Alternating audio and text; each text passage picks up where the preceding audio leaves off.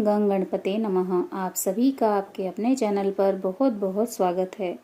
हम सभी पर ईश्वर की कृपा सदा बनी रहे। आज इस वीडियो में हम वट सावित्री व्रत कथा सुनेंगे। कथा सुनने से पहले भगवान श्री गणेश जी का ध्यान करते हैं। वक्रतुंड महाकाय सूर्यकोटि समप्रभा निर्विघ्नं कुरु मे देव सर्वकार्येषु सर्वदा। बोलिए गणपति गजानन महाराज की जय।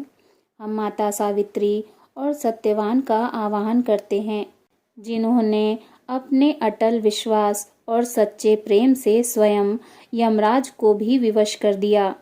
हे माँ सावित्री, हमें भी वह शक्ति दो, वह विश्वास दो, जिससे हमारा सुहाग और हमारा परिवार सदा सुरक्षित रहें, हमारा घर सुख समृद्धि से भरा रहे।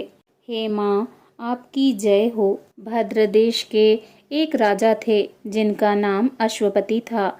भद्र देश के राजा अश्वपति के कोई संतान न थी। उन्होंने संतान की प्राप्ति के लिए मंत्रोच्चारण के साथ प्रतिदिन 1,00,000 आहुति दी। 18 वर्षों तक यह क्रम जारी रहा। इसके बाद सावित्री देवी ने प्रकट होकर वर दिया कि राजन, तुझे एक तेजस्वी कन्या पैदा होगी। सावित्री देवी की कृपा से जन्म लेने के कारण से कन्या का नाम सावित्री रखा गया। कन्या बड़ी होकर बेहद रूपवान हुई। योग्य वर न मिलने की वजह से सावित्री के पिता दुखी थे। उन्होंने कन्या को स्वयं वर तलाशने भेजा। सावित्री तपोवन में भटकने लगी। वहां साल्व देश के राजा द्युम्नसेन रहते थे। क्योंकि उनका राज्य किसी ने छीन लिया था, उनके पुत्र सत्यवान को देखकर सावित्री ने पति के रूप में उनका वरण किया। ऋषिराज नारद को जब यह बात पता चली तो वह राजा अश्वपति के पास पहुँचे और कहा कि हे राजन, यह क्या कर रहे हैं आप? सत्यवान गुणवान है, धर्मात्मा है और बलवान भी है, पर उसकी आयु बहुत छोटी है। वह अल्पायु है। 1 वर्ष के बाद ही उसकी मृत्यु हो जाएगी। ऋषिराज नारद जी की बात सुनकर राजा अश्वपति घोर चिंता में डूब गए।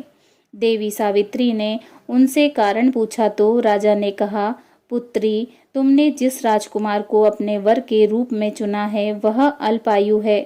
तुम्हें किसी और को अपना जीवन साथी बनाना चाहिए। इस पर देवी सावित्री ने कहा कि पिताजी, आर्य कन्याएं अपने पति का एक बार ही वरण करती हैं।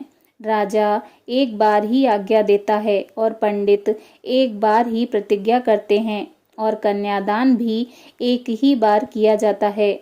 देवी सावित्री हठ करने लगी और बोली, मैं सत्यवान से ही विवाह करूंगी। राजा अश्वपति ने देवी सावित्री का विवाह सत्यवान से कर दिया। देवी सावित्री अपने ससुराल पहुंचते ही सास ससुर की सेवा करने लगी। समय बीतता चला गया। देवर्षि नारद जी ने देवी सावित्री को पहले ही सत्यवान की मृत्यु के दिन के बारे में बता दिया था। वह दिन जैसे जैसे करीब आने लगा, देवी सावित्री अधीर होने लगी। उन्होंने 3 दिन पहले से ही उपवास शुरू कर दिया। देवऋषि नारद जी द्वारा कथित निश्चित तिथि पर पितरों का पूजन किया। हर दिन की तरह सत्यवान उस दिन भी लकड़ी काटने जंगल चले गए। साथ में देवी सावित्री भी गईं। जंगल में पहुंचकर सत्यवान लकड़ी काटने के लिए एक पेड़ पर चढ़ गए।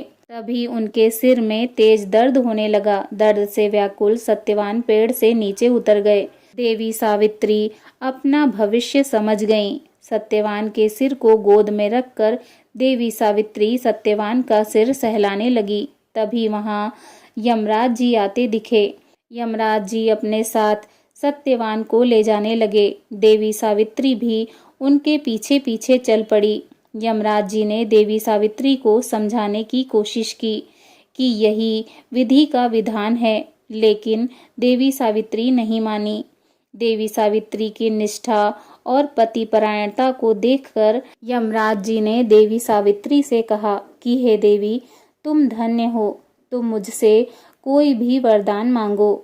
देवी सावित्री ने कहा कि मेरे सास ससुर वनवासी और अंधे हैं, उन्हें आप दिव्य ज्योति प्रदान करें। यमराज जी ने कहा, ऐसा ही होगा। जाओ, अब लौट जाओ। लेकिन देवी सावित्री अपने पति सत्यवान के पीछे पीछे चलती रहीं। यमराज जी ने कहा, देवी तुम वापस जाओ। देवी सावित्री ने कहा, भगवान मुझे अपने पति देव के पीछे पीछे चलने में कोई परेशानी नहीं है। पति के पीछे चलना मेरा कर्तव्य है। यह सुनकर उन्होंने फिर से उन्हें एक और वरदान मांगने के लिए कहा। देवी सावित्री बोली, हमारे ससुर का राज्य छिन गया है, उन्हें वह राज्य पुनः वापस दिला दें।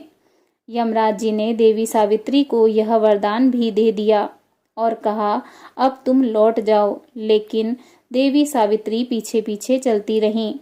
यमराज जी ने देवी सावित्री को तीसरा वरदान मांगने को कहा। इस पर देवी सावित्री ने 100 संतानों और सौभाग्य का वरदान मांगा। यमराज जी ने इसका वरदान भी देवी सावित्री को दे दिया। देवी सावित्री ने यमराज जी से कहा कि प्रभु, मैं एक पतिव्रता पत्नी हूँ और आपने मुझे पुत्रवती होने का आशीर्वाद दिया है। यह सुनकर यमराज जी को सत्यवान के प्राण छोड़ने पड़े। यमराज जी अंतर्ध्यान हो गए और देवी सावित्री उसी वट वृक्ष के पास आ गईं, जहाँ उनके पति का मृत शरीर पड़ा था। सत्यवान जीवंत हो गए और दोनों खुशी खुशी अपने राज्य की ओर चल पड़े। दोनों जब घर पहुंचे तो देखा कि माता पिता को दिव्य ज्योति प्राप्त हो गई है। इस प्रकार देवी सावित्री सत्यवान चिरकाल तक राज्य सुख भोगते रहे। अतः पतिव्रता देवी सावित्री के अनुरूप ही प्रथम अपने सास ससुर का उचित पूजन करने के साथ ही अन्य विधियों को प्रारंभ करें। वट सावित्री व्रत करने और इस कथा को सुनने से उपवासक के वैवाहिक जीवन या जीवन साथी की आयु पर किसी प्रकार का कोई संकट आया भी हो तो वह टल जाता है। प्रेम से बोलिए माता सावित्री सत्यवान की जय। विघ्नहर्ता गणपति गजानन महाराज की जय। माता सावित्री की कृपा से हर सुहागन का सौभाग्य अखंड बना रहे, हर स्त्री की मनोकामना पूर्ण हो, सबका घर परिवार सुख समृद्धि से भरा रहे। प्रेम से बोलिए माता सावित्री की जय। यमराज जी की जय। ओम नमः पार्वते पते हर हर महादेव।